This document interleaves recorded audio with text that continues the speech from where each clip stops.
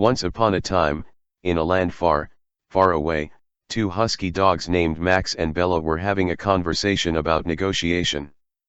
Hey Bella, have you ever thought about how we dogs negotiate with each other all the time? What do you mean, Max? Well, think about it. We negotiate with our friends, with our human parents, with other dogs at the park, even with the cats. We're always trying to get what we want or need in a way that works for everyone involved. I never really thought about it like that, but you're right. We do negotiate a lot. And it's not just us dogs. Everyone negotiates, all the time. Businesses negotiate with each other, police officers negotiate with suspects, even nations negotiate with each other. That's true. And I've heard that there are two main reasons for negotiating. Yes, the first reason is to create something new that neither party could do on their own. For example, when two businesses negotiate a partnership, they're creating something new together that they couldn't have done alone. And the second reason for negotiating is to resolve a problem or dispute between the parties. Exactly. When we dogs have a disagreement over a toy, for example, we have to negotiate to figure out a solution that works for both of us. So how do we know how to negotiate? Well, we can learn a lot from different perspectives on negotiation, such as theories, research from economics, psychology, political science, communication, labor relations, law, sociology, and anthropology. Wow. That sounds like a lot to learn. What are some common characteristics of negotiation situations? One important characteristic is that there are two or more parties involved.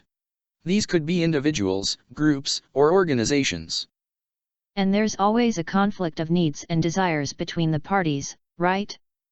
Yes, that's another key characteristic. The parties have to find a way to resolve their conflict in order to reach an agreement. And they negotiate because they think they can get a better deal by negotiating than by simply accepting what the other side will give them. That's right. In negotiation, there's often a give-and-take approach, where both sides modify their initial demands in order to find a solution that satisfies both persons. So it's important to be flexible and willing to negotiate in order to reach a solution. Absolutely.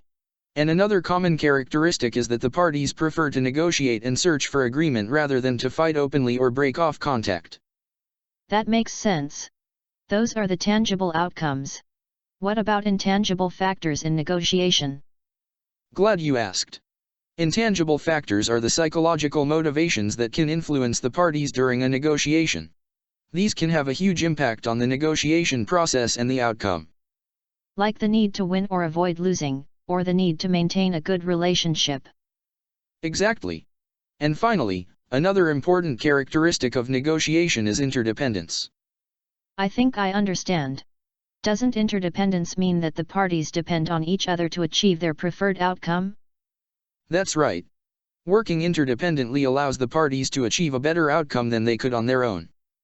So, when we negotiate with our friends or our human parents, we need to keep all these characteristics in mind. That's a lot to remember.